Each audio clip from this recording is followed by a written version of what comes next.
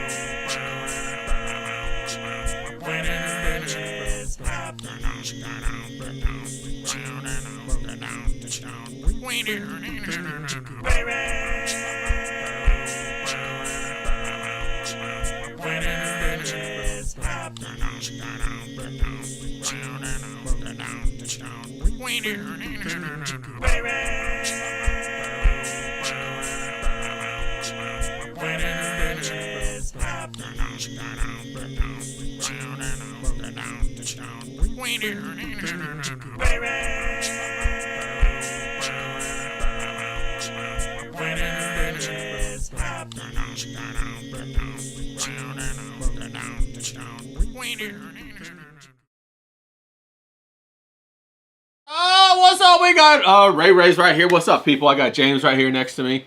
All the way from England. James, what's up, dog? How you doing? Bruvs Unite. Let's go, people. Rocking the gentleman tracksuit as worn by Colin Farrell, the coach. And when he says, he goes, what's that thing? My favourite scene in the film where Ernie goes, he called me a black cunt, and he goes, Ernie, you are black, you are a cunt. So he can't be racist, can he? Yeah. Now, for everybody who doesn't know, James, tell the people what kind of hat. What do you call that hat that you're wearing right now? That English hat. I call it like a Baker Boy flat cap. That's right, Baker Boy. Baker Boy flat cap. Yeah, I remember you. I drew something for you, and you told me, put it You drew Simba. Yeah, I do Simba, and you said put him in a Baker Boy cap, and I was like, what the fuck is that? I had to Google it and figure out what the hell's going on. You know what I'm saying? The funny thing about this, I've been wearing this since the jump, right? But then when Peaky Blinders blew up, everyone's walking around in this now. They're walking around in their suits with their braces, pretending to be Irish. They're all pretending to be Irish. No, we're all Irish, all of a sudden. And they're all flexing these caps. But this one's a bit big. It's got a ridiculous brim. Can you see that? Well, it's got to keep you dry when it's raining. If you've got a small head like me, it looks a bit clown show, but I do like this hat, so I wear it for the peeps to show authenticity. That's right. Well, it's a nice looking hat, and like I said, when it's raining, it'll keep you dry, because you said it's really raining over there right now. Oh, we got 7 months of misery now, you know what I mean? You might as well write it off, roll on spring. And then even when spring starts, spring's miserable. We've really got to get to the next bit of decent weather. You're probably talking about June or July. So, that's why I always look miserable, and I'm complaining, and I'm like this bitter Englishman that sees you all over there in California, and I'm going, look at the state of me here. I'm dying. I'm dying here. I'm dying. That's why you guys are always so stoic. Now, over here in California, it was a little bit cold last night. I had to put on some sleeves. I couldn't go in my tank top, so I had to. I know. I see it. I think the only thing you own is vests. I own tracksuits and jumpers, man. You know what I mean? Under here, I've got a waistcoat, I've got a jumper, I've got a scarf, I've got everything, mate. Yeah, Darren, he says, he's in the chat, he says it's 11 degrees Celsius in Indianapolis, and it's pretty. What do you think about that? Shut up, man. Just do one. Just do one, bro. Do one. You know what I mean? Yeah. I've got nothing to look. When you wake up every day and it's miserable, it's dark about 4 o'clock, you know what I mean? It doesn't exactly fill you with the joys of spring or any enthusiasm or anything. It's like, Jesus, just shoot me. Just shoot me and get it over with. Yeah, that's why you gotta, start, going online and talking shit and being a little bit wild and having a little bit of the I nearly didn't have any account, did I? We nearly couldn't have got this thing rolling after they popped my ex account twice. I know. I heard about you. You DM me this morning. You were like, "Bro, I almost lost my account. What happened with that?" It was the first one. I was having a sleep before the stream, and I'm trying to read this book as well to do a review. So I got the Kindle on, and then I wake up and I go, "What the fuck's going on?" Locked out of my account. Then I told you have to go through all that fucking all those stages of proving that you're a human being. That was locked out, and then they popped me, I think, for the video that I'd done today, because I said things are a bit fruity. I said things are a bit tasty. I've got a cap where it says English and white, and I wasn't making an assertion that everyone in England has to be fucking white. I was just saying, look, it's got I wear the flag, I promote the flag, I stand by the flag, like that. But I was saying some fruity things, I was saying some juicy things, you know what I mean? I wasn't pulling any punches, and then some fucker or whatever, I get pops and they smack me in the face. But luckily I appealed and I won the day, so still got my account. And yeah, people don't realize it's really bad over there. You can get popped for nothing, right? This is the thing, right? I don't say this to be Billy Big Balls or give it large or anything, but you've got some protections over there. You know what I mean? If I say something, it can be the most innocuous thing in the world, or it could be something that is overt, blatant racism, right? There is really no one or the other. It could be anything. You don't know. Someone comes knocking on your door. You're getting arrested. Every day where you're treading on eggshells. What can I say? What can't I say? Have I overstepped this line? But you don't know where the fucking line is. The line's here, right? And then the line's here. And then the line's here. You know what I mean? It changes every day. And it only takes one malicious fuck to have it in for you. And the next thing you know, you're in you're doing a bit of porridge for saying something completely innocuous. You know what I mean? It's like, Yeah, and that's what I'm saying. I'm doing this. You know what I mean? I'm doing this for like, I'm not doing this for the money or anything. I'm doing this to get the message out, and it's kind of like I'm not getting anything out of it. And it's a bit annoying when you get a little slap and stuff like that. But it's like, I suppose when you start changing what you're doing, you're going in a different direction. I'm posting and reposting people that are seen as problematic or controversial, and you start posting, people start noticing, don't they? But like I said to you, my account must be like fucking shadow banned to the fucking hill, mate, because my account hasn't moved. I post new stuff every day. I post new content on Instagram, and I can't move an inch. My account is like dead as disco. I keep it so I can get my voice out there, but my voice isn't really getting anywhere. It's like fucking what. So I said, fuck it. John was like, John was a good lad, wasn't he? He done a really good stream with you last night. Yeah, we had a really good stream. John Titter, there was a lot of hype. He's in the chat right now. Hail, John. There was a lot of high concepts that I don't understand because I'm like a meat and potatoes thug. But like, you know what I mean? It was way above my pay grade, but I enjoyed it. And he's a good lad. And he said to me, "Do you want to come on my Rumble stream?" And I would have said no. But when people start fucking with me, I get annoyed by that. So I'm like, yeah, I'll come on your stream. You know what I mean? You're a good lad. We can have a good conversation about things. Yeah. And so, I've got no issue with that. People want me to, if people want me to come on their streams, I will come on their streams if I can. I think, like I said, this is the main outlet for me. Well, I think it's a good idea. I think you should go on as many streams as you can. And everybody out there, if you're not following James on X, go ahead and give him a follow. All his details are down in the description. He even has a YouTube account. You can go follow him. I put the details down in the description as well. And give him a follow. I'll just post. So you can see what's going on in England. Yeah. Yeah. Not on YouTube, really. I just post silly videos of me, like, cutting my hair and singing and stuff like that. I don't know. No. You never know what could happen. It could grow. I know you do a lot of stuff on Instagram, but I've already told you. I said I don't do much on Instagram because I don't get any traction. So I have an account, but I don't really do much on there. I know you do a lot more. There's something ropey about the algorithm on Instagram. I don't understand it. I mean, I think it's all pay to play. Carry on. I think it's all pay to play. Yeah. I don't understand it over there. I get all my likes. That I get the complete opposite in the suggestions. My search bar is just filled with it's filled with a load of tattoos. It's filled with a load of tarts. But then I get stuff like wrestling. I don't never do anything with wrestling. I get all this wrestling stuff. I get all this cooking stuff. I get like now I get all this overt racism stuff. I don't know. They must think I'm some kind of racist. I tell you, I'm not a racist.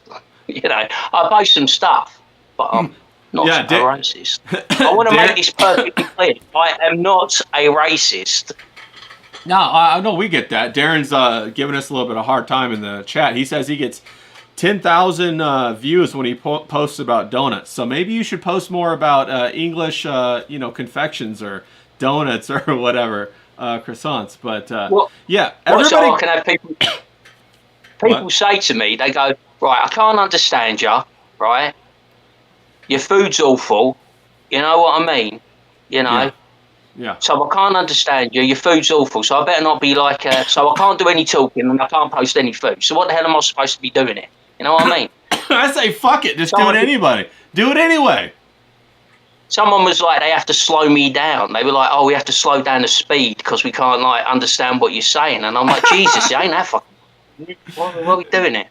Yeah, a lot of people do that. Like, James needs the closed captionings down here so that people can understand him. He's like a Brad Pitt's character in The Snatch. Do you like dogs? Yeah, you like dogs. You like dogs. I like dogs. I prefer caravans. I saw that today. Actually, where we are, they cleared out a field. So they've cleared out a field now that you could never see before. And there's this field, and it's just full of fucking caravans. I don't think they're jippos. I think they're old people. But we got a field now that's just full of caravans. So wow. I might take a gander down there and see what's up. Yeah, you should go down there and film it, bro, and then make a short, post it on YouTube, and then repost it on X. and help you get more followers. But that'd be a good idea. Now, what did you get popped for though? Like on your account, what happened? It was for that video, I think. Like I said, it was for that What latest what video. I don't know what. what video? It, it was. It's time to wake up, bruv, which has a total right of 22 views and 1 like, and I Yeah. got pops for that. And weren't you? What were you talking about in the video? Were you talking about the boats and the immigrants, or what were you talking about? Yeah, I was talking about our stream. I was talking about immigration. I was talking about. I think I was talking about the sexual assault and molestation of children. So I was talking about spicy subjects. You know what I mean? Yeah. And I had this cap on, and I think the cap got misinterpreted because it says English and white. And it's got a flag of St George, and everyone's going mad about flags around here lately. And I think people sometimes put two and two together, and they think, "Oh yeah, look at this guy, look how he sounds." And I got popped for that, but it's so ridiculous. I Yeah. mean, I don't even. I said worse. I said way worse. You know what I mean? When I've been like on a stream or I've been on a roll and I haven't held back, and it's just silly nonsense. I think sometimes it's just you get caught. You get caught, don't you? It's your time to get a little slap on the wrist. What You get popped. I was thinking about, I don't know, I saw a video about the riots that are going on right now in Ireland. I don't know if you've heard about that, but maybe that's why. Apparently in Ireland, some people rioted because one of their illegal immigrants was caught with an underage girl that he was sexually assaulting in one of their hotels. And so right now, So Ireland's on fire right now. we've talked about migrant hotels before, haven't we? Yeah, yeah. The one that kicked it off in England was in Epping in Essex, and then you had the pink protests where I told you about. That was basically like grandmothers, mothers, children, and then they got assaulted and spat at and called neo-Nazi and called Nazi scum. You know what I mean? Where they Yeah. bust in the old protesters, and the protesters are always the same. They're sad old white people. They're retirees, they're middle-aged people. You know what I mean? They're professional protesters. They're scum of the earth. I wouldn't give those people the time of day. But you see, the funny thing about Ireland is, right? When I was a kid, my parents used to like push me around in a pram around Croydon in South London, and we didn't have any bins there. You know why we didn't have bins? Because of the IRA. They would plant bombs in them. They were launching a terror campaign on the mainland. You know what I mean? These people were serious people. It's Erin Gabra. It's Ireland forever. You know what I mean? These were, Jerry Adams. Martin McGuinness. They won the day. We had the Good Friday Agreement. Then they packed their arms away, and then we moved on to Sinn Féin became a political party. They took over Southern Ireland. They became the biggest party in Northern Ireland, and now they want to unite the islands together. But along the way, they took the EU's money. And because they took the European Union's money, they hate the British. They didn't want, so they took the EU's money. They're very pro-European Union.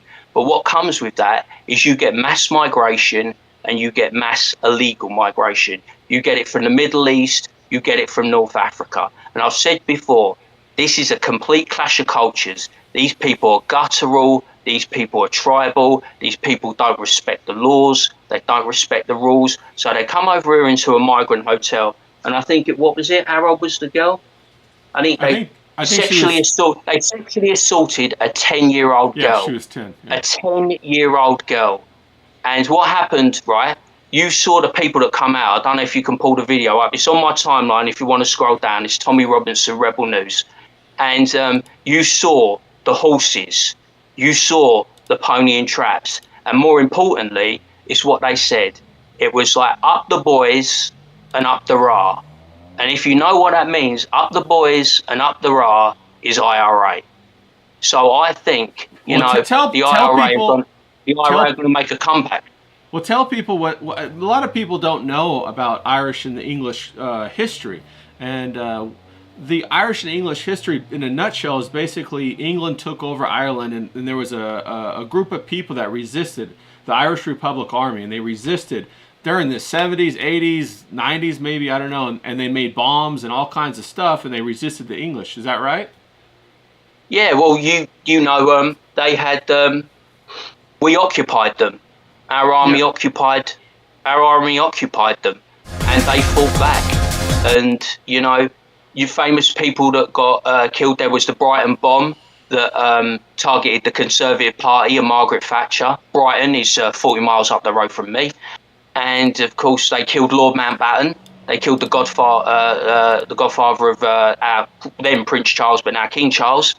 You know, and yeah, so it was a terror campaign, and we got the Good Friday Agreement under Tony Blair. Everything is tickety-boo. You know, I don't think the Irish much care for the English, and the English don't much care for the Irish. I'm fucked because I've got both blood. You know what I mean? I'm English. I've got Irish Gippo blood. So I'm kind of like, you know, pick a side, mate. Well, I picked the English, but there you go. And they are fighting back. They got the masks on. They are saying up the boys. They are saying up the right. But the thing about Ireland is, Ireland, I think, could be saved. All you need to do is make Conor McGregor president, give him a fuck ton of packet, get him on the coke, mate, and then reform the IRA, and they'll have that shit sorted in no time, mate. Because they managed to give the British Army and us in the mainland all that we could handle. You know what I mean?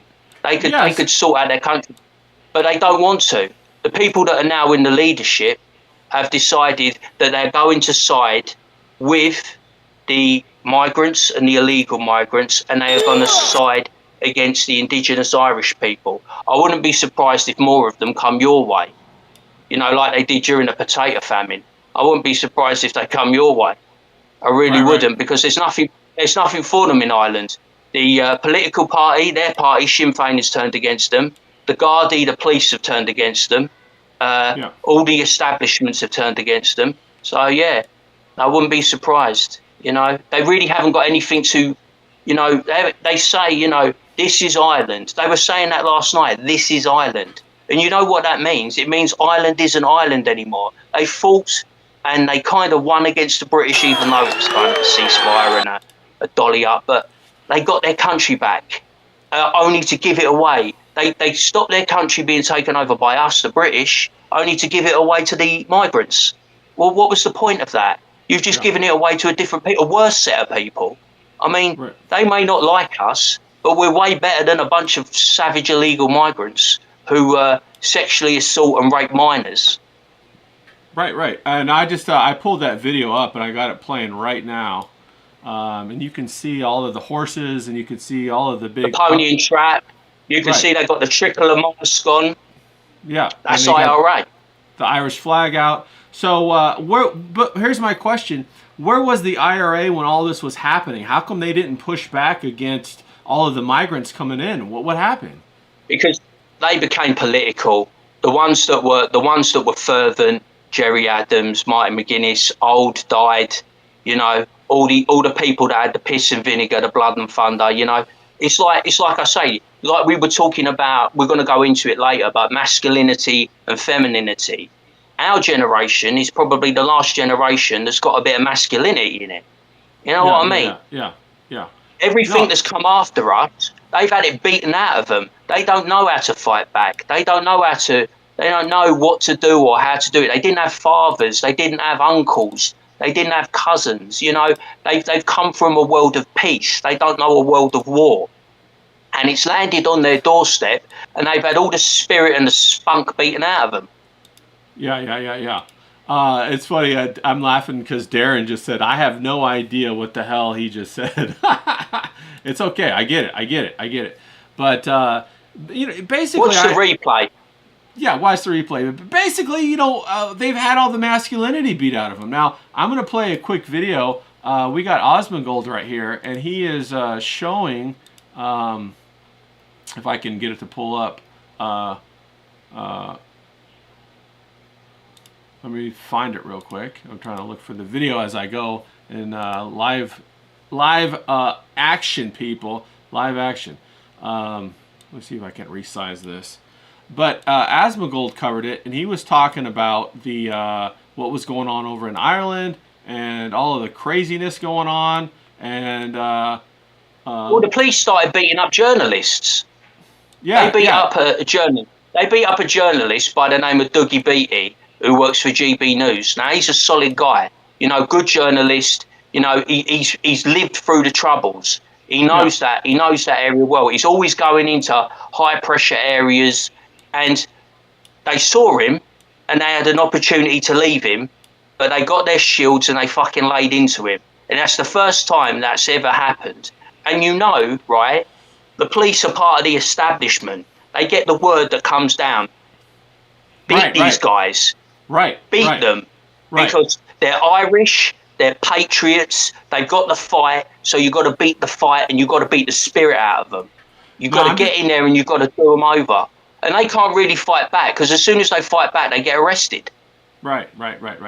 And I'm just going to play a couple of seconds of this, and Asmongold is just going through showing different clips and different videos of all the fires that are going on over in Ireland right now, and all of the people, coming together because of the sexual assault on this young girl that was 10 years old that they caught in a hotel, and everybody's like really, really pissed off, and they're starting fires all across Ireland right now, and Asmongold's covering it. And I just kind of wanted to pull that up, and if you guys want to go check on it, I'll show you. I'll put the link down in the description, but or you can go on Asmongold's channel, and he has it right then and there. But this is just to kind of show you what's going on over there. Like it's wild, it's crazy. And well, listen to this. Listen to this one. Listen to this. Right, this is another one that will make your blood boil. 12-year-old girl attacked on international flight as she slept. A shipping company boss groped a 12-year-old girl who was sleeping beside him on a plane, a court has heard. Javid Inanda carried out the alleged sexual attack on a BA flight from Mumbai to London Heathrow on December the 14th last year. The young girl woke up and immediately informed cabin crew, Isleworth court heard. Father of two, Amanda, get this, told the flight attendant in the rear gallery of the plane that he confused the young girl with his wife. Oh, they can't even lie good. I mean, his wife looks like a 12-year-old girl. Yeah, a white girl probably. Now, where are you reading that from? What article? Where is that from? That is from Court News Today.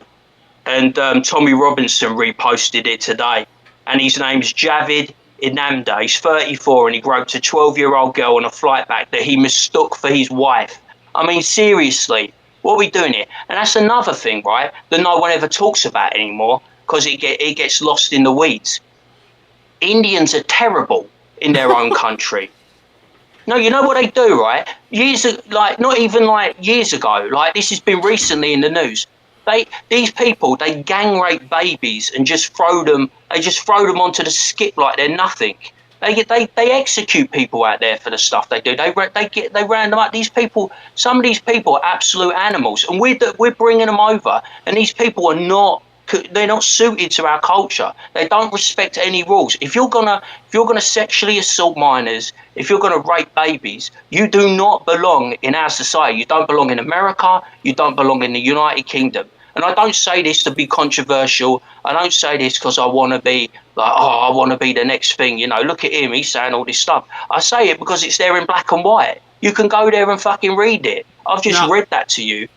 Now that's the truth. There's the media definitely shields everybody in the nation, whether it's England or the West or whatever, from the quality of people, from the actual events that is happening within these third world countries, and they're pumping these people into the countries, and there has to be a question, there has to be a line in the sand, and it's going to have to come from parents.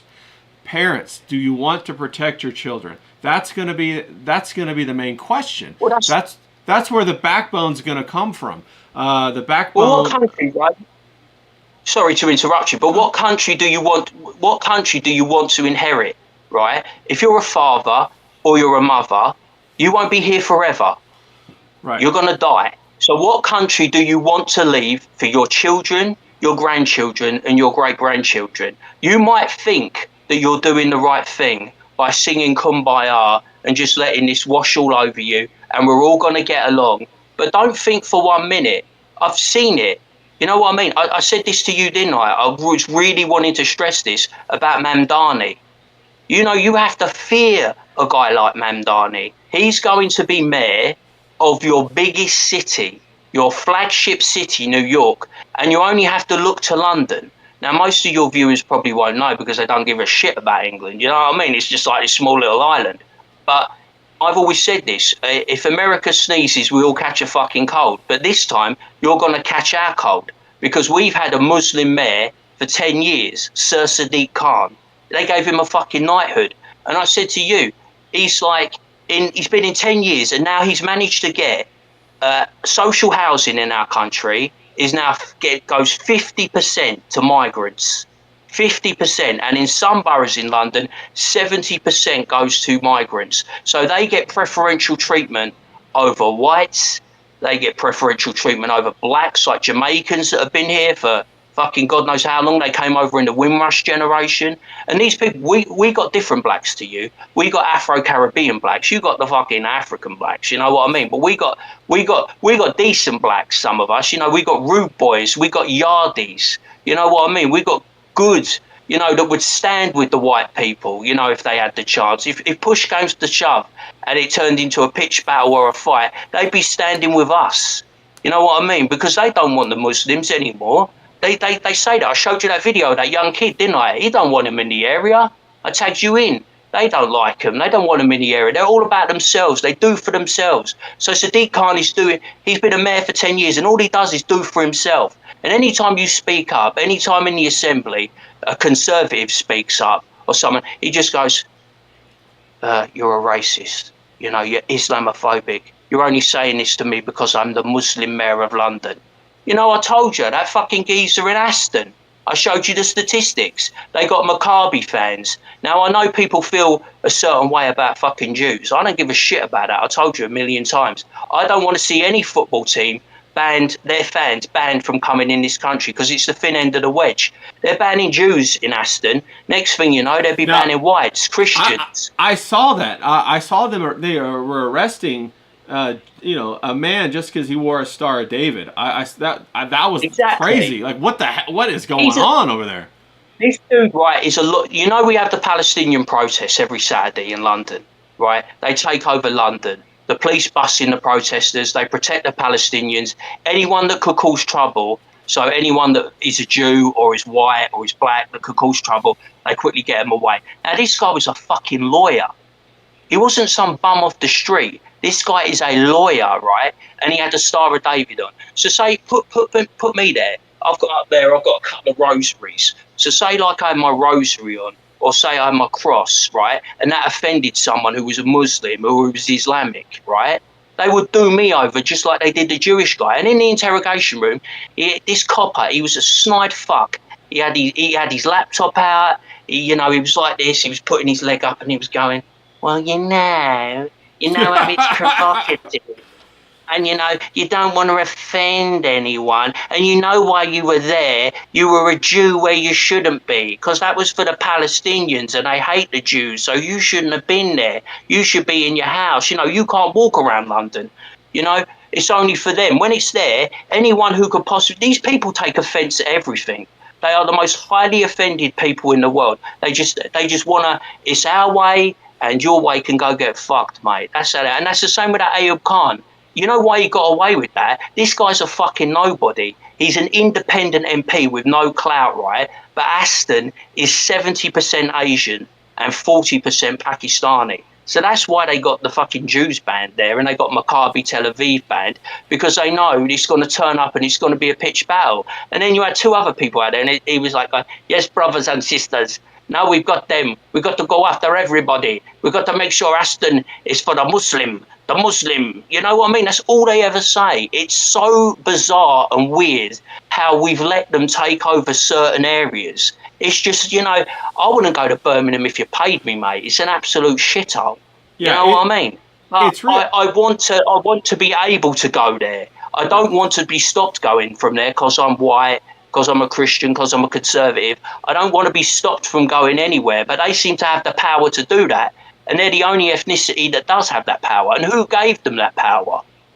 Yeah, it's really interesting to me how the feminization of society it has allowed the feminism to embrace this culture coming in, but the culture is diametrically opposed to feminism. You know what I mean? And that's wild to me. So they're like preparing their own destruction. By doing Who is the feminists. biggest cheerleaders? Yeah, yeah, Seriously, I saw your No Kings protest. I saw yeah, your No Kings protest. I saw one Mexican woman. She did this, didn't she? Like yeah, referencing Charlie Kirk. There yeah. was one woman that was just going, Nazi, you're a Nazi, you're a Nazi, you're a Right. racist, shouting. And it's like the people, right, that defend them are the pink hairs. You know, they're the she-males, they're the transvestites, they're the homosexuals. They defend Palestine. Yeah, And yet they will be the first people thrown off the fucking wall. I yeah, don't get it. It's like turkeys voting for Christmas. It's this weird thing in universities, and half of them don't know what they're talking about. Now, I've told you a million times, I have no love for Israel. I have no love for Palestine. Like I have no love for Russia or Ukraine. I have no skin in the game. But when I see how it's going and how it's going to go for you, there's going to be one power structure, and it's going to be an Islamic power structure, and everyone else is just going to get swept away. It doesn't matter whether you're white, whether you're black, whether you're Hispanic, whatever. You're all going to get chewed up because they are going to take over and they are going to impose their will on you. It will be Sharia law. It will be Sharia councils. There will be an Islamophobia law. You know, everyone will be eating halal meat. You know, you won't have a fucking choice. It'll be their way or no way. And you right. know how ruthless they are. These Yeah, people are ruthless people. If you steal a loaf of bread, they'll chop your hand off. yeah. Now, this makes me think that it's all by design, especially when we look at like the masculine representatives of what the West has in their culture. Like you just sent me a picture of LeBron James wearing feminine jewelry, feminine outfit, handbag, dressing like women. Like people in the NBA, the players are dressing like women. Like what the hell is that all about? I'll see if I can't I find have that no idea. picture. I'll Yeah. see if Well, I. look, I can't talk. Look at the state of me. But anyway, yeah. If you get Yeah, past if you get yeah, past but my flashy tracks, yeah, you don't look feminine though. It's a no, It's I still know. it's still a masculine choice of fashion. You're not wearing high heels. You're not wearing long fingernails. You're not wearing like a purse. These No, guys. I look like the geezer that if the chat gets lemon, I will slap the shit out of them. No fear, mate. I'm Yeah, like that guy. You know what I mean? But no, I'm yeah, saying it's very weird. If you look at the American football players as well, it's like this was the first day, wasn't it? It was the yeah, first day of the NBA season. So they acted like women. It's like I'm gonna go in my wardrobe and get my best dress, and I'm gonna get my best jewelry, and I'm gonna get my best shoes, and I'm gonna show out for the cameras. It's all become a fashion show now. I don't know when fashion became so. Could you imagine like the Chicago Bears from the '80s turning up like a Clark's boudoir? You know what I right, mean? It just wouldn't happen.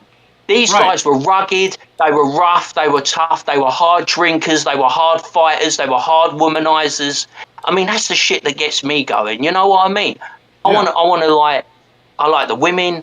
I like the drinking. I like, you know what I mean? I like to dress smart, but I don't like to dress like a ponce.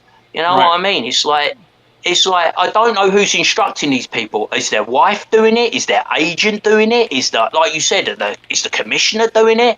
It's like are they going? Well, we have to appeal to a market, a different market. Can we get the old housewives to watch the sport or something? So if you dress up like a muppet, maybe we'll get a few women watching it or something. I don't know. It seems like they're trying to change the demographic, emasculate the men, and change the demographic. It's like they're trying to get the men to watch WNBA, aren't they? They were really Yes. saying, "Oh God, Caitlin Clark has brought all these men to watch the WNBA." I've never watched a minute of the WNBA.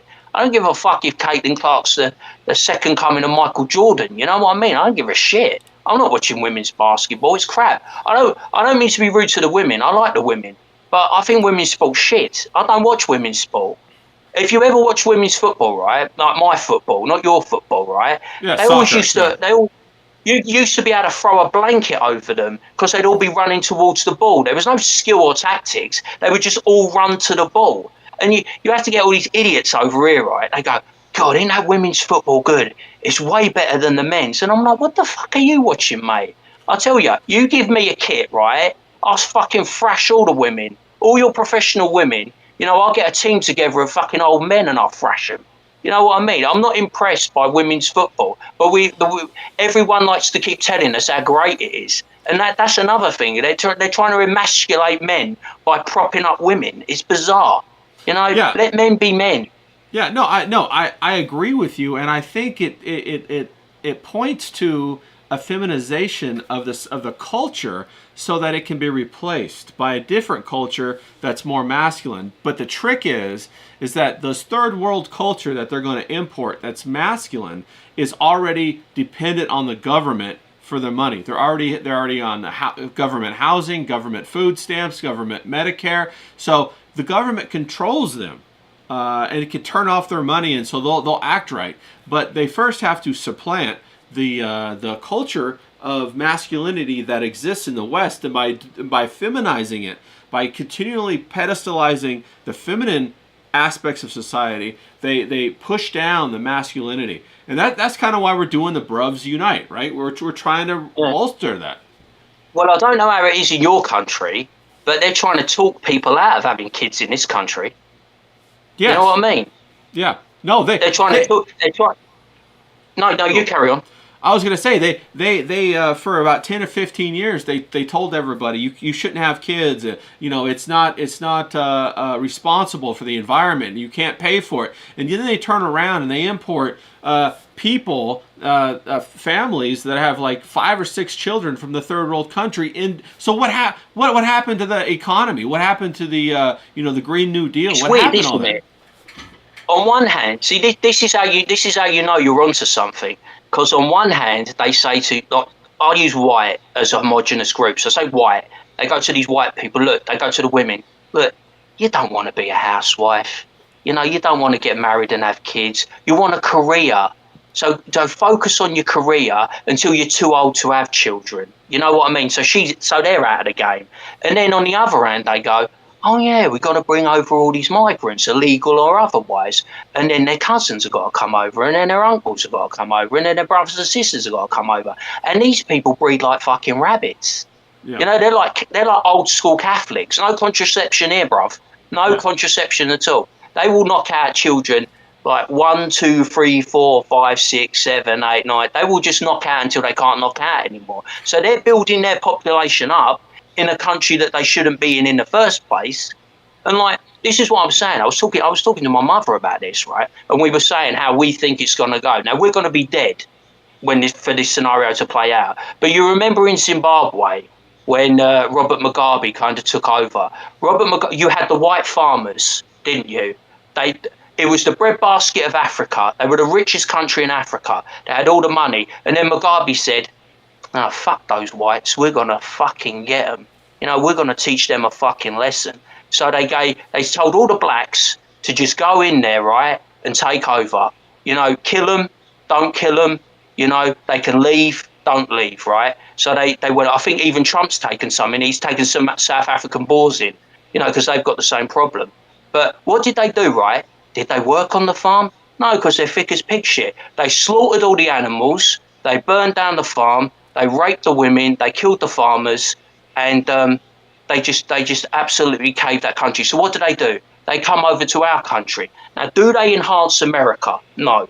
Do they enhance the United Kingdom, Britain or England? No, they don't enhance it. They turn this country into a third world shitter. So what we're going to have to do, the ones that of us are left, when Africa's been cleaned out, we're going to have to migrate and go over there. And then we're going to like build up Africa, and we're going to make Africa great again. And then they're going to go, well, fuck me, we screwed England. They're going to go over there and fucking stress. That's what's going to happen. That's how we think it's going to happen. I ain't going to be able to see it, but they're going to fuck us twice. Now that's funny. I did see that about Zimbabwe. I saw they kicked out all the farmers, and then I saw they had a big. They had a big. What is it? Not a drought, but they had a famine, a big famine because they didn't work the farms, and then they begged for the farm. Yeah, they begged for inflation. Yeah, they begged for the farmers to come back, and some of the farmers went back to Zimbabwe to go back to their farms. But that's just there was one loaf of bread. There was like one loaf of bread on the shelf, and it cost like 10 million quid. You know what I mean? They just completely gutted their economy because these people you feel bad saying this, kind of, but you don't. They're idiots. They're savages. You know what I mean? These people are barely out of grass skirts and spears. You know what I Well, mean? And then you want them to. How hard it is? You know this, and I know this. It is fucking hard to run a farm, a functioning farm. You need generational skills. You need hard work. You need dedication. It's unrewarding. It's relenting. It's early mornings. It's late nights. They didn't have the discipline to do it. They just went in there, and it was like they were fucking kitted out of their mind. It's like, yeah, well, we'll rape the women, we'll kill them, we'll just slaughter all the animals. well, yeah. Yeah, then I how do hear. you fucking produce? I hear what you're saying, and I agree with you to some extent. But I think, like, those people are being used as well. They're easier to be deceived, but they're being used as well. Who are the people that are manipulating these societies to do this? That are really becoming wealthy off of it? Is it the World Economic Forum? Is it the EU? Who do you think? What's going on? It's it can't be no smoke without fire, right? There must be some people that have like controlled it. People make the jokes, don't they? In Europe, they go on about George Soros, don't they? And George Soros's kid. They go on about him, don't they? And there's no smoke without fire, because every time you put on X, this fucking dude is with every left politician, isn't he? And he's Yeah. trying to recreate Europe. He doesn't like the right wingers, so he doesn't like Giorgia Meloni in Italy. He doesn't like Viktor Orban. You know what I mean? He doesn't like authoritarians. He doesn't like strong people. And I don't even like using the word authoritarian. I think they're just patriots. Giorgia Meloni loves Italy, so she's very strong for Italy. Viktor Orban's very strong for his crowd. You know what I mean? And I Yeah. think they try to shape and manipulate. There's always people in the shadows. In this country, it's the civil service. It's the people that you don't see. I don't know if you've ever heard the expression, the men in grey suits. Yeah. Have you heard the expression, the power behind the throne? Yeah. It's not Keir Starmer, the Prime Minister. It's the person that's whispering in Keir Starmer's ear. Like if you watch I don't know if people watch, Game of Thrones was pony to me, it was shit. But people watch Game of Thrones, didn't they? And there was a title in it, Master of Whisperers. You get some fuck going around, like spreading like, yeah, we should do this or we should do that. There's always an outside influence on everything, isn't there? There's always someone that wants to steer a country in a certain direction or steer it in that direction. I don't think there's any, you couldn't really say there's a politician that's a straight player, is there? It's a dirt. I said this to you 1,000 times. It's a dirty, dirty business, and it has to be played by people that are ruthless. It's like the game we're in now, me and you talking. It's not a game for the faint-hearted. If you start talking about subjects like this, people are going to notice, and people are going to get pissed off. There'll be people that'll make comments and take umbrage. They'll say, "Oh, you're a fucking idiot. You don't know what you're talking about. You're a racist. You're a Nazi." I mean, it's water off a duck's back. I said to you, if the worst thing that can happen to you is some idiot that you don't know calls you a racist, who the fuck cares? It Yeah. doesn't matter. You know Yeah. what I mean? You've got to Yeah. stand on your principles, and you've got to be willing to take the bullets. You've got to be willing to take the flak. Yeah, I think that I agree with you, and I think that politics is a rough game, and I don't even think it's so much of a game as it is a process to manipulate men, so that as they go through politics, they get changed into something else, so that when they're at the top of the machine, they do the same thing that was done to them to other people. But People put them there, don't they? They never yeah, put themselves forward, do they? You can always tell the people. You can always tell the people that have been got, and you would know this because you have personal experience. Hillbilly Harry has personal experience. You know that Gavin Newsom's been got. yeah. Oh, He's the prince. He's the prince they want to turn into a king yeah. because he started coming out now. I mean, I know this, right? You know me. Me and you are solid pals. I swear all the time, don't I? There ain't no Yeah. fucking. I'm not doing this for the cameras, right? And then Right. Gavin Newsom was suddenly going, fucking Trump. We got to fucking give it to Trump. We got to punch him in the fucking face. Someone's got in his ear and said, you got to change, your vibe. You look a bit like the Joker. You look a bit creepy. You look a bit like you fucking molest your best pal's wife or something. You know what I mean? You look a bit shady. You got Yeah. to start coming out and acting like a strong man, because people like Trump's a strong man. We need a democratic strong man. And Yeah. Gavin Newsom thinks he's the guy. Yeah. And Yeah. yeah, he looks good in the suit, you know. The women love him. He might do it. Oh yeah, Gavin Newsom is backed by the Gettys, and everybody knows that. And his he has a relationship with the with Nancy Pelosi, like family or something like that. Like he's a nephew or cousin or something like that. But his father was in tight with the Gettys, and he's in tight with the Gettys. And the Gettys, as everybody knows, in California, that big, huge, powerful family that runs California, and he has been put forward. Despite the many, many, many sordid, disastrous affairs, and he's been all kinds of controversies and everything like that. He's still being put forward.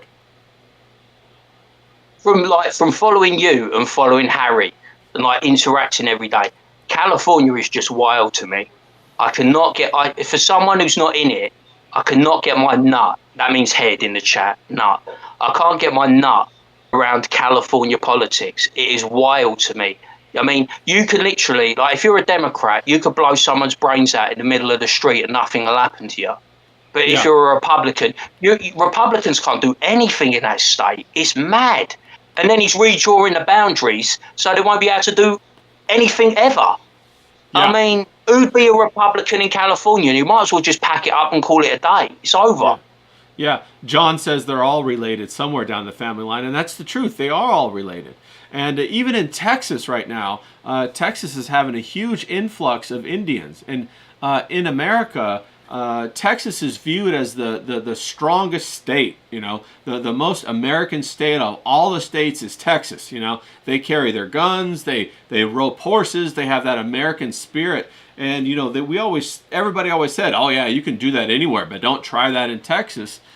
But in Texas, they just erected the largest statue in America, and it's of an Indian god, because the Indian community is becoming so large in Texas, it's completely changing the dynamic. And you know what that means, don't you? They're going to flip it. They're going to flip that state.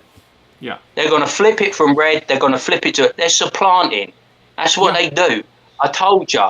Like Birmingham, when you think of Birmingham, right? You've seen the show Peaky Blinders, haven't you? Yeah. That's Birmingham. It was an industrial hub. Like Sheffield was an industrial hub. They were all in the Midlands and the North. They all used to be white, working class. These were people that were hard-working, not particularly intelligent, but hard-working. And they'd go down the mine and they work hard for an honest day's wage. They were simple folk. And they have just completely flipped that area. It's all Asian, Pakistani, Muslim. They have just completely taken over London. I told you, it's London.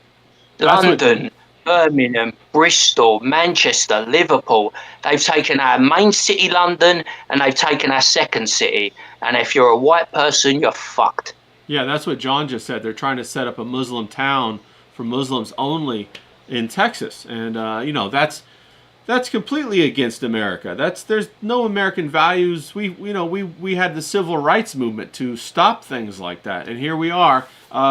It's getting supported by feminism and by this concept of empathy and rescue everybody, which is really it just came out that all of the money that was taken in California to help the homeless communities and was secretly diverted and stolen by politicians and bureaucrats, and they bought yachts with it, they bought mansions with it, they bought all kinds of stuff with it. Not only that, but the roads in California are horrible now. They don't ever fix them. They're horrible. So it's crazy. No, we got piles everywhere, but that's going back to circling back to that No Kings thing. I remember seeing a woman, she must have been in her 60s or 70s, maybe she was even older, but she was there with a placard, right? And like you said, she was just like a NPC. She'd been programmed. She was like Nazi, racist, fascist. But when you dug down and you tried to get in the minutiae of it, she didn't know why she was there. She didn't know what she was talking about. She was politically illiterate. I've said this before to you. And people won't like this because people that are in this genre, they gravitate towards either comic skate or they gravitate to Rippaverse. But any time I ever see these people talk about politics, I fucking cringe. because they have no idea what they're talking about. They treat it like, hey, I put a MAGA hat on every 4 years and I vote for Trump and I'm a big time Republican. You're a big time fucking idiot, mate, because you can't see the wood for the trees. This is a serious business for serious people that has serious implications. It affects your life. If you have a family down the line, it will affect your family's life. This isn't just like, oh, I vote. This Yeah. is like this has got to the point, like you said, with the feminization. This has got to the point where men are gonna have to put their fucking balls on the line. They're gonna I, have to stand up and be counted. You can't just go on stream and go, oh yeah, I'm gonna yeah, my people need to hear me what I've got to say about Charlie Kirk. No offense, but now Charlie Kirk's gone now.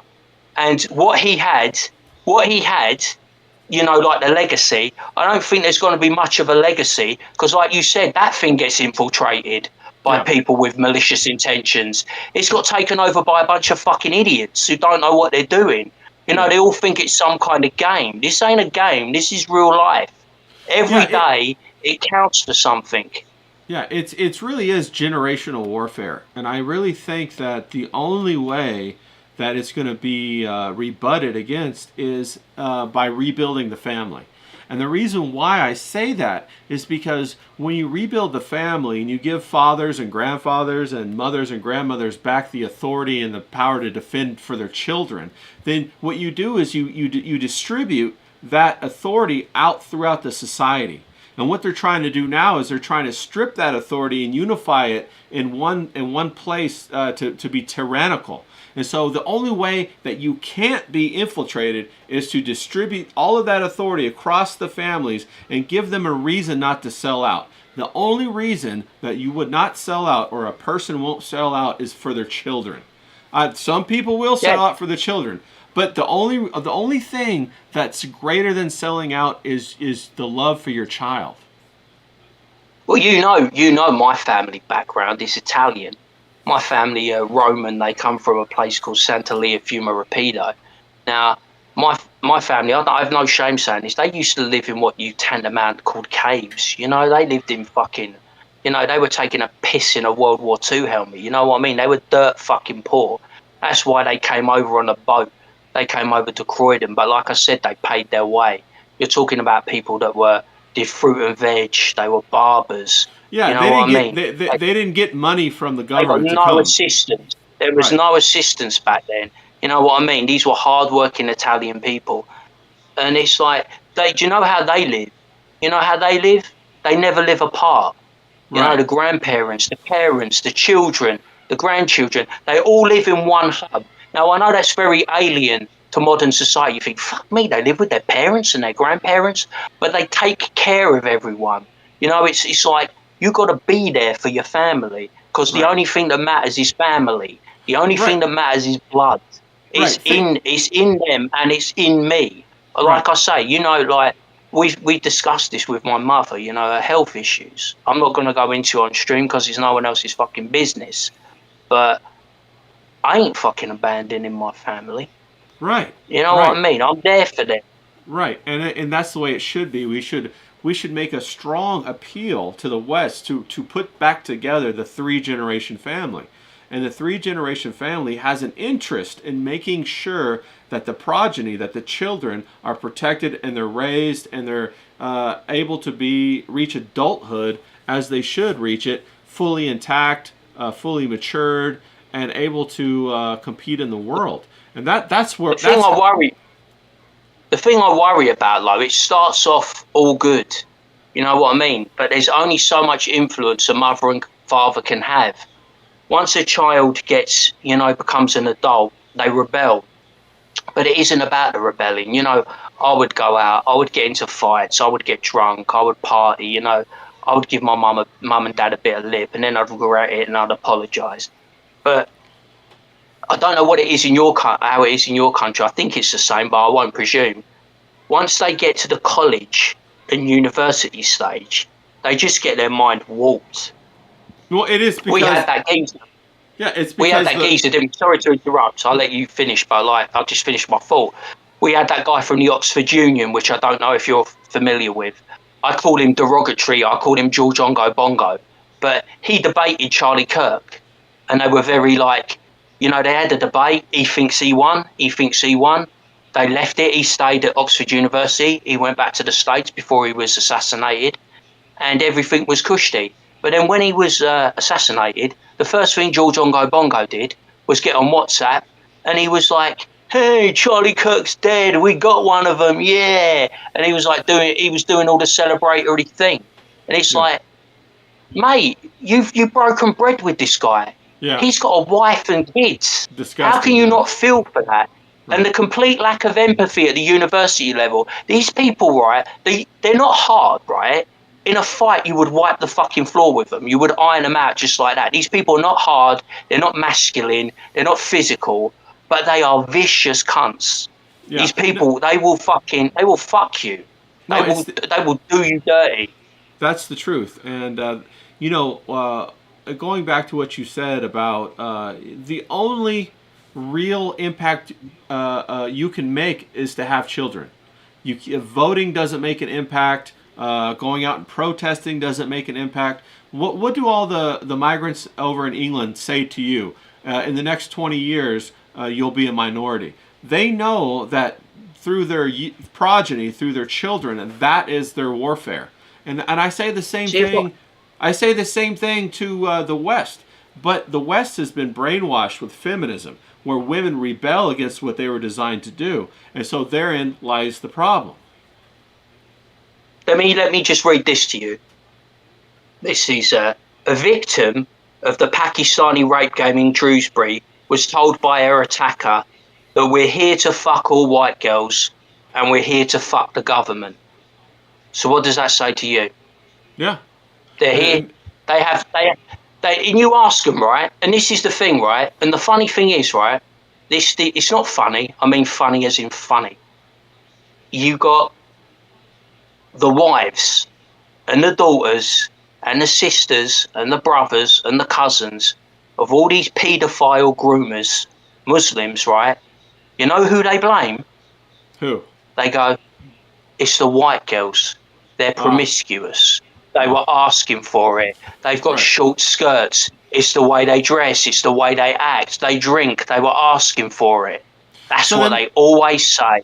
So then that begs the question, right? Why is feminism, right, which should be completely against that, right? Because if you have a Western guy even look at a girl in the gym, they go off on him, right? They make fun of him. Why is feminism embracing this? And doesn't it tell you that feminism is not a movement on its own, but it's being puppeted like a marionette by something else? What do you think about that? Yeah, it's being controlled by outside influences. I don't even think the people that practice this or preach it believe in it. It just seems to be like a... Women believe in it. Don't you think? Yeah, I mean, here's the problem. We see women that they buy into it their entire life, like in their 20s and their 30s. They get all this attention. And then when they hit their 40s and their 50s, it's too late and they don't get any more attention, and then they regret it. There's a ton of videos out there about women in their mid to later years who don't have children, who don't have a man, who say feminism lied to me. And I don't know if you know the story about Cosmopolitan, but the Cosmopolitan was written in the 60s and the 70s and was the real Sex in the City kind of thing. And all of the people that wrote those stories, they were complete lies. All the women that wrote those stories that projected that idea of women getting out and being cosmopolitan and having sex and acting like a man, they were all complete lies. All of those women went home to their families afterwards. And they gaslit and they lied to an entire generation of women who then grew up to embrace that Sex in the City kind of role. Yeah, I can believe it. I mean, it's disgusting and it's disgraceful. And you've got to wonder who was putting them up to it, because they're living the life that they're telling everyone not to explore. Right. You know what I mean? And what kind of disgraceful person would do that? You know, obviously they did it for money, they did it for influence, they did it for power. You know what I mean? They obviously like that hold that they have over people. But we were talking about Instagram earlier, and I noticed the phenomenon that comes up on my timeline is, like you said, you get these people that people would term as MILFs and people would term as GILFs, and they're going, oh God, look at the body. All the men want me. I'm childless. You know, you know, my body's great because I never had children. I never experienced motherhood.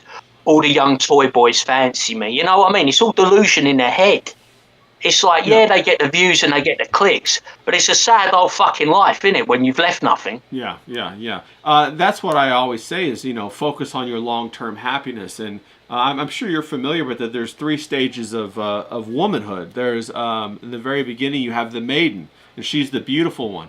Then you have the mother. She's the one that has the child. Then you have the crone, and she's the elder. Yeah. Women seem to remove the mother, and they go straight from, they try to stretch out that maiden as long as possible, and they go right into the crone. And then they're robbed of all their happiness, because Generally, women are addicted to attention. They need it. It's in their DNA. They need it.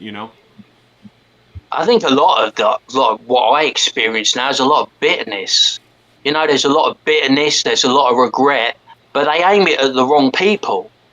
It wasn't the blokes that did this, it wasn't the men that did this. I see a lot of frustrated men. You know what I mean? I kind of like, you know, the Groiper movement. Yeah. I think it's a load of you know, you got that Groiper movement. You would have never had that Groiper movement. These people are young, man. They got their whole life ahead of you. I don't know what you were like, right, when you were younger, but I was out fucking at 16. I was partying, I was drinking, I was pulling birds. Everything was ahead of me. Life was easy, you know. And I don't want to say this to be like fucking. I'm not, you know what I mean. I'm not big out of myself, but I've never found it hard to pull birds. I don't know about you, but I've never found it hard. I'm good, you know. I'm a good talker. I've got a bit of confidence. Charisma. You know, it's come a bit easy for me. But I see these guys, man, and they're like fucking 18, and they're like, well, I can't get these women. They're out of my league. You know, I've said to you 1,000 times, like, if the worst thing that happens to you in life is a woman tells you to fuck off, then you've hit the jackpot, mate. Just try again. Just keep going. Yeah. Just keep buying that lottery ticket. Next woman up, keep buying that lottery ticket. One day you'll find that person. You know, Right. I've been in love, you know, but and like when I was younger, I met the love of my life when I was like fucking in my 20s. And it went sour because of my principles. You know what I mean? It was like she did something to me that was unforgivable, so I fucked it. And do I regret it? No, I don't regret it because it was my principle. But that was the one, and it went. You know what I mean? But you move on. You know, you have to keep buying that ticket. You have to keep, you know, getting in the ring. You have to keep fighting. You know, it's like Rocky. You know, you can't ever like stop. And that's the thing. I think that's the difference between men and women is men have this awareness that we know that there might be only one or two opportunities in our life to have the right women. But women keep thinking that they get these unlimited amount of opportunities. You know, I'm 45 and I've dated 300,000 men, but I still have 300,000 opportunities. No, it's not how it is. You know, I'm not kind of like fan, but I kind of like, you know, Ed Matthews, you know, like Ed Matty, you know, and he's over there on Kick One, and he's like, yeah, darling, I want to do some packing, and he's like, oh, I love you, babe, and he's doing all the thing in the Ed Matty, and he pulls birds for fun, right? He's got a girlfriend, and he'll pull another bird side by side, you know. That's the type of geezer you've got now, and that's the type of geezer that people look up to. You should see the like views and like everyone like in the comment section. He's out there, he's pulling a different bird every night. You know what I mean? And that's kind of like it's going in that way, right? You've got the Ed Matties of the world that are like living it up and having the high life, and then you've got the Groiper people that are like these depressed virgins that have never experienced what it's like to be with a woman. Right. You know what I mean? No. We've got these weird things, and like you said, you've hit the nail on the head. See, I'm kind of like this more like meat and potatoes on the ground guy, but I like that you're a more high concept guy, and that's why we vibe. Your Ray is happy, and I'm like James is proper aggressive. But you're like you're trying to thread the needle in the middle. But how the fuck do you thread the needle when you got Ed Matty who's sweeping up all the birds, and then you got all these Groipers that have never experienced what it's like to be with a woman, and you kind of just got to try and get into the middle. You know what I mean? It's hard. No, I completely understand that, and here's the answer, right? I got the answer for you. The answer is if you can choose A or B, they're both wrong, and that's the game that they play. You know, a guy living it up. Well, he's not living it up, and I'll tell you why. Because he's wasting time. You know, he should find the right woman. You know, after whatever, lock her down, and then get in the start having a family. Because the family is going to make him happy for the rest of his life. You know, swinging from bird to bird, as you put it. That might make him happy in the moment, but it's not going to generate happiness when he's 60, when he's 70, when he's 80, when he's watching his grandchildren out there ride horses or compete or, you know, do things like that. That's really what should happen. Well, you've only got like you've got a finite time, ain't you? You got your prime. You know, you're 18 to 30. I found this out. I told you, didn't I? I was like, you know, you don't realise how quickly time goes. If you say you start your pub life and you start your club life at 16, you are spent by the time you're 30. And you know, it's really depressing. You're 16 and you go to the club and you're pulling the birds and you're drinking and you're dancing. And then you see the guy at the bar, you know, Mr. Glory Days, you know, as Bruce Springsteen would say. You see Glory Days there and he's in his 30s and in his 40s and you go, that's never going to be me. And then I experienced that. I hit 30 and I'm the old guy. And I'm like, the difference is I didn't carry on. I had the self-awareness to drop out. I was like, club game's over, you know, pubs now, you know, we got to like knock that club shit on the head. And it's like, but some people are not self-aware, you know, you see them there and they're still in the club in their 40s and 50s. And it's like, you know that they're not happy. It's like you say, they missed out on that family life. Right. They missed the boat. Their time is gone. Right, because as we get older, we like different things. You know, if you're a wine drinker, your palate, you know, it becomes sophisticated, and you like more and more bold, sophisticated wine. You don't stay with that, you know, really sweet stuff that you liked when you first drank wine. And as a man, as a woman, we do the same things. As we go along in life, we start to appreciate different things. We start to appreciate and value things like relationships, like a sunny day, like watching your child play, you know, in the yard, having a great meal. Right. Well, that's what happens. But what we're seeing right now is arrested development, where a large portion of the society will not mature. They refuse to mature. A lot of the women refuse to mature. And I think that's where the third world people have us beat, because when do the third worlders get married? How old do you think that they are when they get married? Too young, mate. Too fucking young. No, but it's like they get in quick, don't they? I think it's a cultural thing, isn't it? We have a lot of, you know, Western culture is very disposable. We've got a lot of things going on, man. We got entertainment, we got sport, we got everything, haven't we?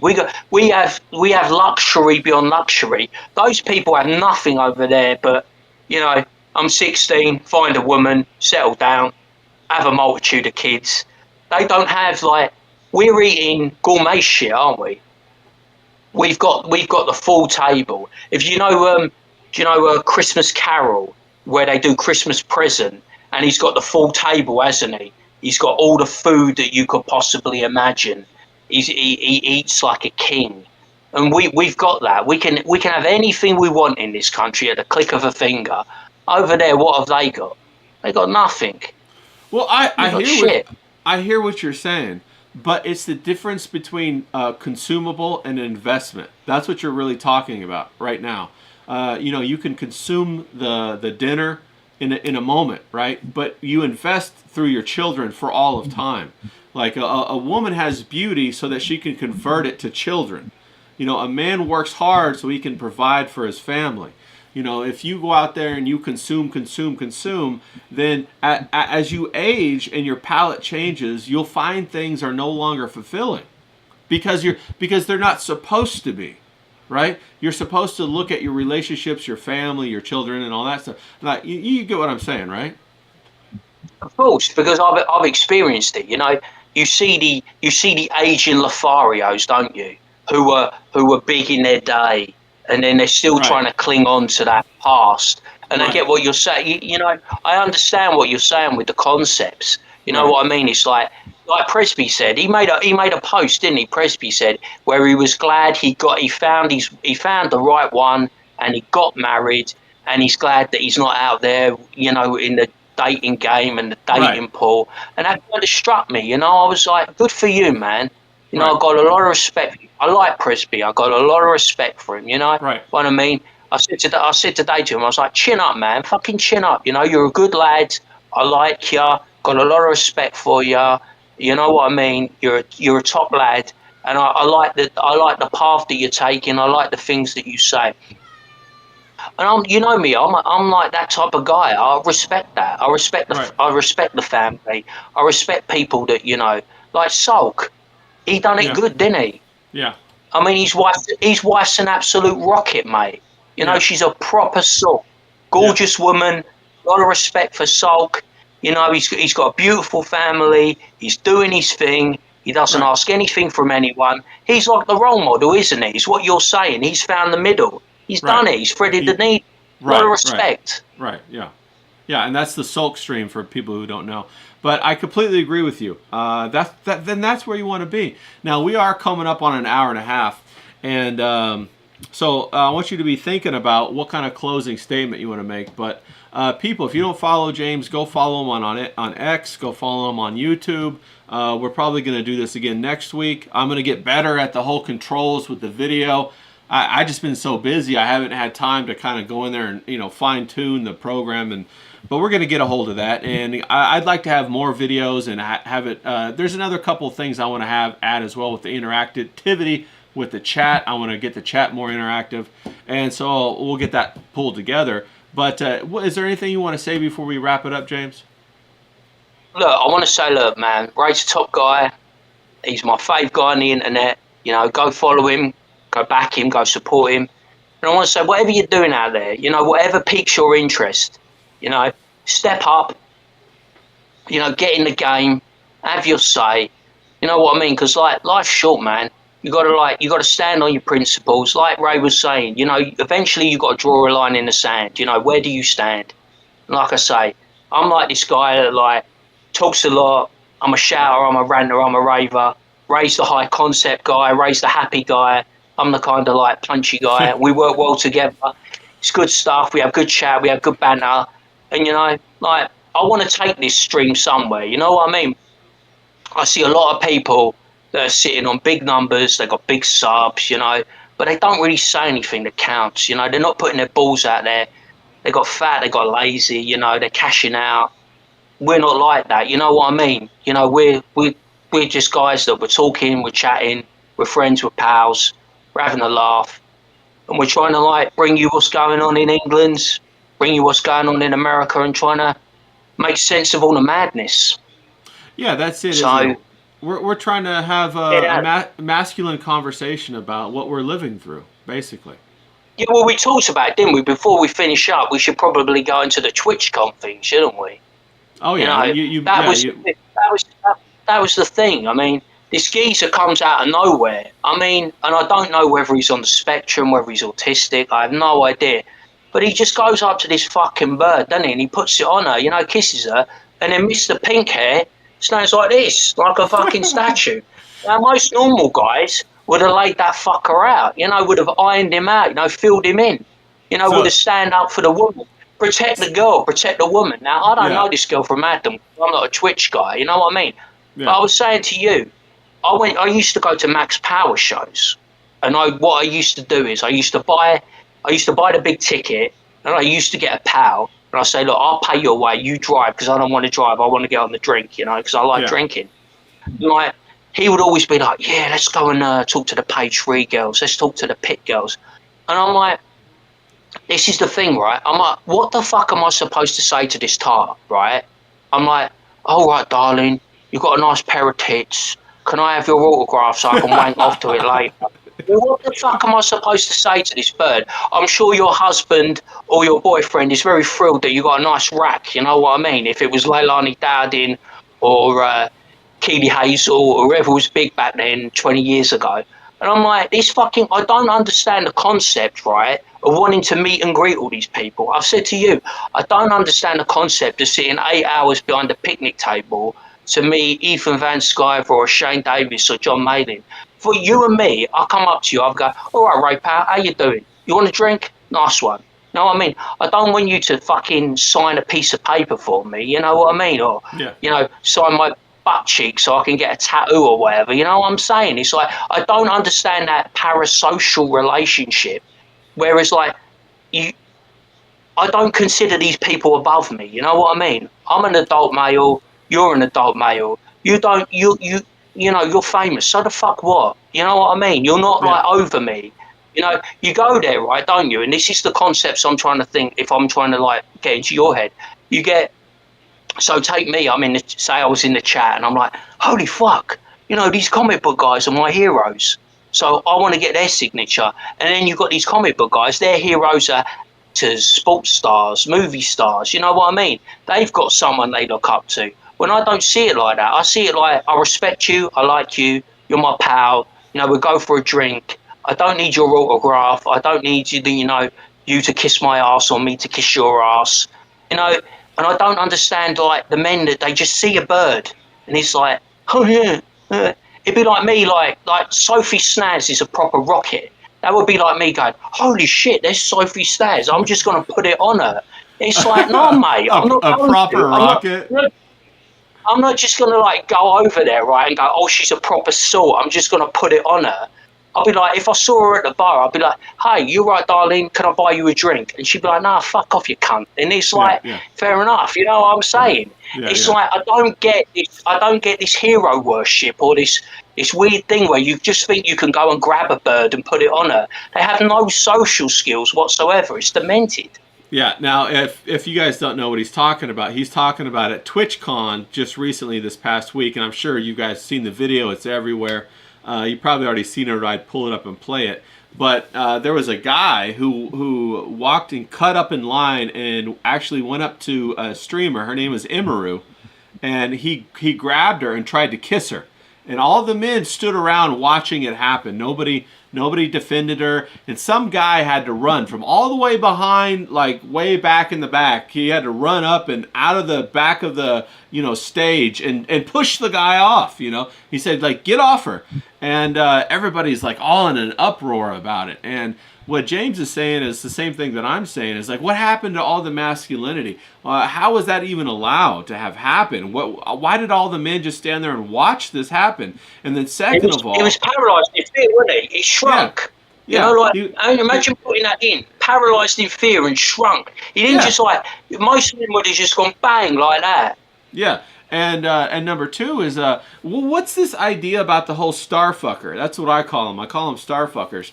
And they're the ones that basically idealize the people that they see on TV or on stream or on whatever, and really fall in love with their idealized version. And it really, really happened. It really started with the Beatles. And we can go into that next time because that's a whole big topic with Tavistock and the Beatles and a whole bunch of stuff like that. But that's where the pop culture revolution began, and basically the British invasion is what they called it. And it really was a British invasion as far as the culture and how it came into America. But I agree with you. I've never been a parasocial person. I have never looked up to famous people. I've always too busy going out and living my own life and trying to I've never been to a con. I've never been to a con. I don't understand it. I could not. I'm too arrogant for a start off. Too arrogant. I'm too masculine to stand in a line and ask another man the same age as me for an autograph. I couldn't do it. I couldn't subjugate myself. There is no way on God's green earth. You know me. Me and you are solid pals. There is no way on God's green earth that I could subjugate myself to another man and go, you sign my comic. It's just not in me. Well, that's true. You know, I'm a big Crystal Palace fan, right? Right. And Mark Gay is the captain of Crystal Palace. He's given me the greatest gift of my life. He's given me an FA Cup. and he's given me a community shield. I never thought Crystal Palace will win a trophy in my lifetime, but I would never, ever fucking go, I need to meet him. I need his autograph. I need him to, like, validate my existence as a Crystal Palace supporter. Fuck that. Yeah, You know what I 100%. mean? It's 100%. his job. Right, right. Well, and then that goes to the feminization of society. Now, John in the chat, he says it started with Elvis, and I agree, it did start with Elvis, but it really hit like at scale with the Beatles. Maybe Elvis was one of the first times that they started to put all of it together, but definitely with the Beatles, and then all the other British invasion, and it was all the same group of people doing it. But back to I what saw you're a terrible. I saw a terrible Elvis movie on Netflix. don't Fucking even- terrible. It was Yeah. directed by Sofia Coppola, and they just made him out to be a fucking nonce. Yeah, and you know what's crazy about Elvis is he got with Priscilla when she was 13, bro. Yeah, yeah, and he What- was asking her family. He was asking her family, right, if she Yeah. could stay over for sleepovers. I thought, Yeah. what the fuck? Is this Michael Jackson or something? The fuck Well, is going on here? But look what I'm They got it talking about. different. It's different in Memphis. Is it like what is their legal age in there? It's like who's that guy that did Great Balls of Fire? He was another weirdo, wasn't he? Yeah, well, all of them are He- weird. All of them are weird. If you look in their past, they're all like that. All of them, even like the Eagles, Hotel California. John probably knows more about this than I do, but there's a whole string of the rock stars that were like that, and also the actors are like that as well. But we could talk about that next time. I don't want to push it too long here. But it's the truth. I'm not a parasocial person. You're not a parasocial person. You're too busy living your life, right? Yeah, it's like you can't let that thing. You can't let all that shit get to you. It's like I was saying. It's like these fucking streams that go on for 5 hours and you're hanging around in the chat. I mean, how the fuck? No, seriously, right? There's 24 hours in a day. Okay, you have to do 8 hours of work. Right? I live in a fucking area, right, where it takes you're looking about 2 hours to get back and forth from where I live. So that's 10 hours. Then you got to talk about, you got to eat. You got to fucking, you got to get some sleep. Well, you're sleeping for 6 hours. How is there enough time in the world to do fucking like 5 hours and hang in a fucking chat? You know what I mean? I don't get that. It's like, I don't know. Maybe some people just turn it on at work and then have it in the background. I have no idea, but I agree. That's a long time. You got to be really committed or really dedicated to an individual, and I see this, and I hate to keep bringing it up because you're in the genre, man, and these are your pals, and people they're your associates, but like it's this fucking like comics going Ripperverse shit, man. These people are very tribal about it. If you say one thing, they'll come at you. They'll come at you with a fucking knife to your throat. They say the most vicious fucking shit. They go after your fucking family. They go after your friends. They go after... These people are very dedicated to comic books. Well, right? I think it's more indicative of like online culture. The keyboard warrior culture. Like look at Hassan Piker. You see it in all these different areas where these people spurg out and go crazy and say all kinds of crazy stuff. And I think it's just a reflection of people being online and having the confidence to say anything when they're not face to face with somebody else. But that's dangerous. Yeah. I mean, I'm serious with you on stream, and I bring up serious topics, but I like to do it try to do it with a bit of humour. Like, I don't take myself too seriously on X, I'm always tongue-in-cheek, I'm always doing a wink and all that and a nudge, I'm not, like, taking myself seriously. This is not a big deal. This is supposed to be, like, fun with your pals, you know what I mean? I think COVID fucked a lot of people up, man. Yeah, no, it's I agree like with they that. lost a lot of the social skills, they lost a lot of the social graces. Like, you and me are, like, we're like fucking chameleons. We can be out there in the world, and we can be like normal and social graces, and then we can do the online thing. You know what I mean? You got to kind of be like, you got to be different people. You got to adapt. The people online, you can be one way, and then in front street, you can be different with other people. And like me and you can play both ends. You know what I mean? I see some people, they're like, COVID's fucked their brain. They don't. They just don't know how to talk to people It's anymore. because they're Social skills are so great. they're all online now. It is really this online thing, and they've lost the ability to socialize with people. They've lost that ability. Could you imagine the mad shit, right? You go through your timeline, I'll go through my timeline, we'll go through all our online pals' timeline. Could you imagine the mad shit they say if they said that on Front Street? They would get the shit kicked out of them. Seriously. Not everyone, like, they think, they go on about this, like, and I always say this about online tough guys, and, you know, I kind of like, I suss them out, and I think, mate, you ain't going to be nothing on, like, in Main Street. But, like, you say some mad shit online, you will get fucked. I'm telling you, you will get seriously fucked in South London. You will get, like, if you went to the George in Hailsham, right, and you said any fucking shit, like you said that, you'd only have to literally nudge someone and they will iron you out, mate. Seriously, they'll put a glass through your, they will put a fucking glass through your skull, mate. And you're going on about all these, like, people that they say the most sick shit. You would never go up to a family who are having a dinner in a pub or in a restaurant and say the crazy shit that you say online.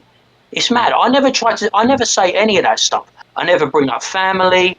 I never bring up any of that shit. I would never in a month of Sundays bring up someone's family. It's sick shit. It's weird. I don't get it. You know what I mean? Yeah. They talk about people. They talk about people's wives. It's crazy. No, I agree with you, and I think what it really is online culture is feminine culture. It's a hierarchy. It's they say whatever they want to say. It's very emotional. There's no consequences to it. Whereas when you're walking out and about and you're face to face with people, it's a masculine confrontation, because we all know not to say certain things to certain men because they'll beat the fuck out of us. You know, we all know that. As men, we know that. And women they don't know that. Women don't know that. Women will say something to a man who's 6'5" and bow up to him like they're gonna take him out. They're completely insane. They've been gaslit by the movies. They've been gaslit by media, and they've been lied to. And there is going to be a reckoning coming, and I feel bad for the women that are going to have to endure that. I really do. I feel bad for it, and it's going to come at the expense from the other culture. Well, it's like real world consequences versus no consequences. The only consequences they're going to suffer online is if they get deplatformed or they get popped and they lose their account, and then they'll just make another fucking account. You know, a lot of these people are anonymous. I pride myself. I said to Presby, I have no hassle. Like, I respect people. You know, they've got to protect their anonymity. I've got no problem with people that are anonymous. So don't take this as someone that is anonymous. But I pride myself on the fact that I'm showing you my face. I've got my real name up there. You know who I am. You know, like, I won't fuck with you, don't fuck with me, kind of thing. And it's like, you got your face out there, you know, you got your name out there. And it's like, you know, it's a respect thing. But I respect people that are anonymous as well, because, you know, they've got to protect their family, they've got to protect their job, because, you know, there's some malicious fuck out there. You know, online culture is very weird. I've noticed that, like, I try to tread a thin line because they will go after you, won't they? Mm-hmm. People that I disagree with now, who I have absolutely no respect for, I still respect the fact that they have copped it sweet. You know, there's been people in that comic book world where they've targeted their business, which I think is loathsome. Yeah. They target their ability to make money. Right. They try to flag their streams. They try to get them demonetized. I loathe that with a passion. I might not agree with you, but I loathe the fact that they do that. Yeah. And they like you said, they're very feminine and bitchy and catty. Yes. They act like a woman. They don't act like a man. They would never, like, hash it out. Right. And, you know, we could go on about this forever, and I before we wrap it up, I want to let you know that I completely agree with everything you're saying. I think people need to think about this.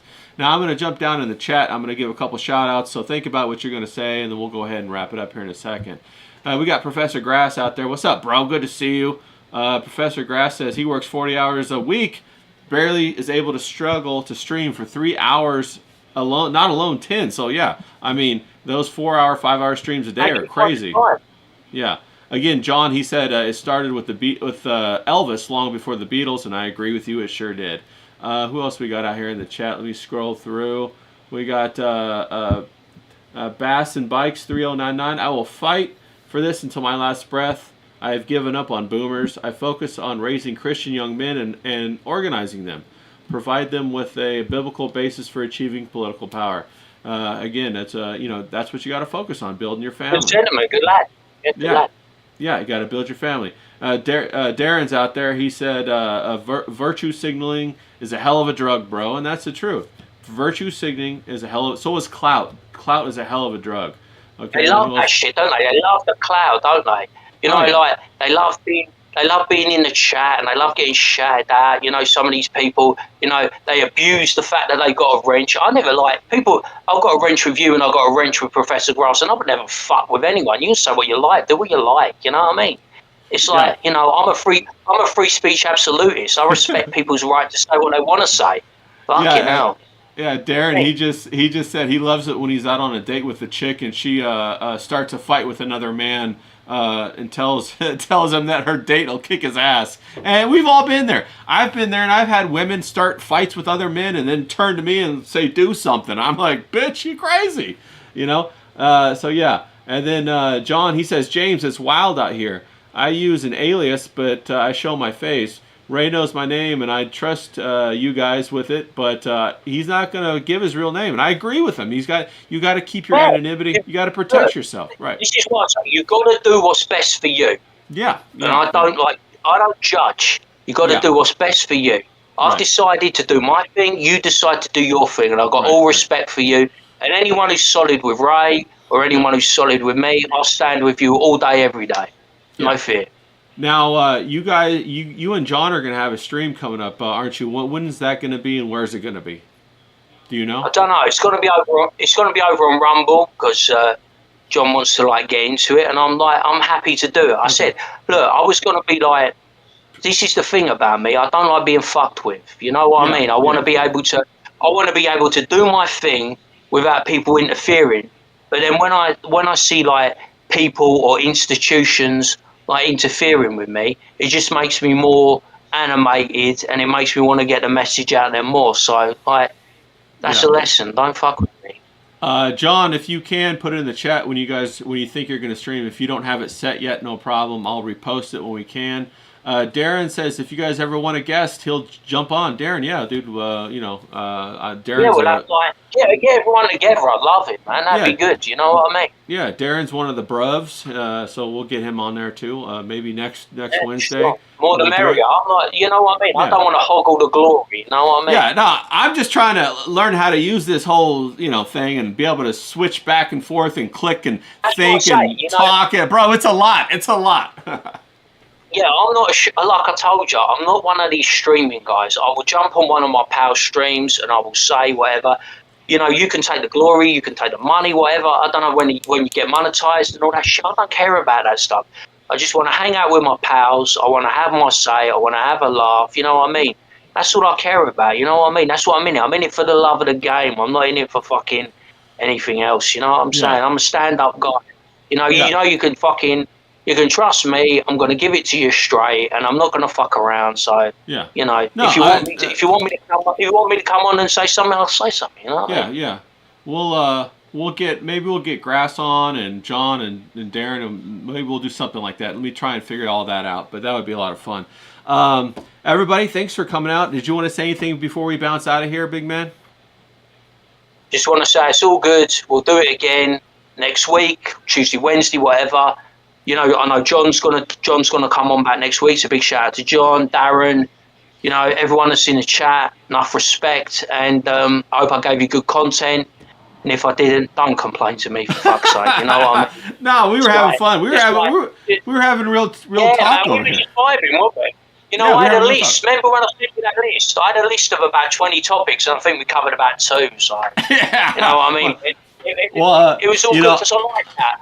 I like the spontaneity, you know what I mean? I don't want it to be this subject, that subject, that subject. We want to have real chat. Yeah, I got a Yeah. whole list of stuff right here, but it didn't matter. I'm happy to go where the Every other conversation day, goes. there's always another day. There is Yeah, always another stream. There's yeah, always another fucking tweet. You know what I yeah, mean? We like yeah. we do this. We do this. We keep doing it. Well, yeah, and hey, maybe we'll try to get a beer next time. We'll do it on Wednesday, same time next week. Maybe I'll start a DM group. That's what Darren's suggesting, and we'll see what we can do. We'll see if we can't get a couple of guys on here. Maybe the Bruvs will actually unite. So that'd be awesome. So Yeah, James, thanks it's for like coming on.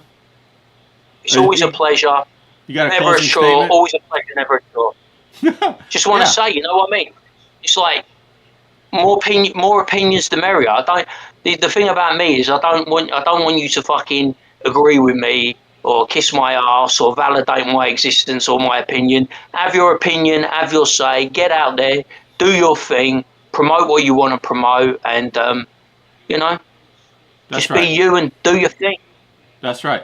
And hey, guys, thanks for hanging out with us. They chat. Thank you guys for being in the chat. I sure appreciate it. This is a learning curve for me, and I'm trying to learn how to host and do a better job. And I sure appreciate you guys coming out. I want to say a special thank you to James for being a bruv and uniting today and having a good talk. I think a lot of people really love your bravado and love your conversation. So we really appreciate that. So thank you, James. A little golf clap, red bar clap for James. So thank you, buddy. I appreciate it. I couldn't And do it with without you. and with Double that, people, axe. we are out. Later, Gators.